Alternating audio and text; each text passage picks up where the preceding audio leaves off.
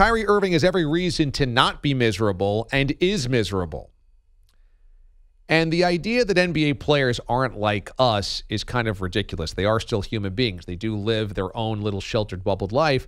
But I bring this up because I think this is something that everybody should be aware of.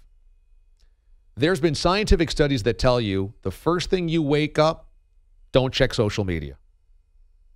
It alters your brain chemistry for the rest of the day. The last thing you see before you go to bed, don't check social media. It alters your brain chemistry when you go to sleep. Why? Let's just talk about our experiences. You flip through Instagram, Facebook, and you start seeing pictures of a girl you went to high school with or a girl you went to college with who is on a beach with her husband, wind blowing through her hair, at sunset, and you're like, damn, that looks really good. My life doesn't look like that because I'm cleaning up poopy diapers. Okay? I haven't had time to take a shower today. My boss is all over me. And now I'm looking at her, I'm looking at that couple going, man, I wish I was them. And you keep scrolling through Instagram. And suddenly everybody on Instagram has those same pictures. Everybody's at sunset. Everybody's having a good time. And you're like, I'm not having a good time. I'm sitting home trying to find something to watch on Netflix and everything sucks. It's freezing cold out. My car won't start. Behind the mortgage. My life sucks compared to that. You might not even think that consciously. You might think that subconsciously. Let me give you my experience on social media. Social media helps out this show. I tweet out every single day the guests we're going to have on. Funny clips, interesting clips that we have on the show. Promotions for the show. Where to watch. My opinions. Which helps. But guess what? I still have 5 guys that hated me in Boston, or 3 guys that hated me in Kansas City, or 2 guys that hated me in Miami that just come after me constantly on social media thinking that they're going to kill me, that they're going to crush me every day. Same bit. Every day. Somebody listen to this show, they don't like the show. They don't like my opinions. They're going to come after me every day. Same bit. I can tweet out a picture, tweet out this, tweet out that. 50 comments are positive. Then there's 3 that's negative. Hates the show, hates me, hates that. Guess what? Humans do. They look at the 3 and that brings them down. I can only imagine being an NBA player. And all you do is you sift through people that love on you and people that hate on you all day on social media, all day. Now, let's combine all of that social media stuff because now you are connected to everybody else's hate. Whether they love you or they hate you, you're connected to that emotion. So you're now bombarded by other people hating on something. They might not even hate on you, but you know Twitter can be a cesspool. Now let's just look at the news. Every day on the news, something awful has happened. Some mother killed her child. Some kid died in a well. Some great person got cancer. Something crashed. Something burned. Something is on fire.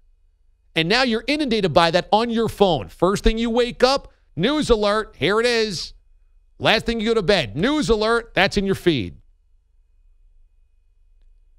The phone and social media and the internet has been one of the most amazing technological advances of all time.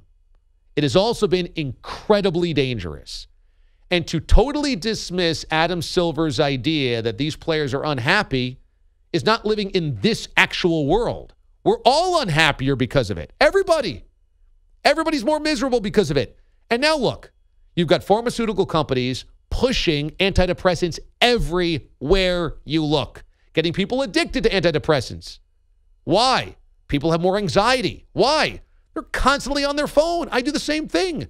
If I have 30 seconds of a break, it's like, let me check Twitter. 30 seconds without doing something. I'm waiting for an elevator. Let me check my phone. Let me text back my friend. Let me see what's coming up on the show. You're constantly not at peace. Nobody's at peace anymore. So what Adam Silver is saying is so real and so true and is something we have to be so guarded about. Do not let your phone dictate your mental health, but it does every day to so many people. And it's doing it to NBA players. It's doing it to you. I talk about this a lot. I find cable news to be the most wretched part of our political system because no matter which side of the spectrum you're on, if you watch either Fox News or MSNBC, you are fed only the angle that the other side is a mess, they're liars, they're cheaters, they're the enemy, they're villains, and they're awful. They are playing your sensibilities for their gain. They're not telling the truth. Neither side is. They are playing you for their gain. This is happening across all platforms all day long. The other side of the enemy, you're not as pretty as her, you're not as good as them every single day. Oh, and by the way, the world's more dangerous. It's more miserable. You got to be sheltered. Everything awful's happening. And you wonder why people are on antidepressants. You wonder why NBA players could be unhappy. I think Charles Barkley is great. But what he's saying is hypocritical. What he's saying is hypocritical by saying they've got nothing to be unhappy about.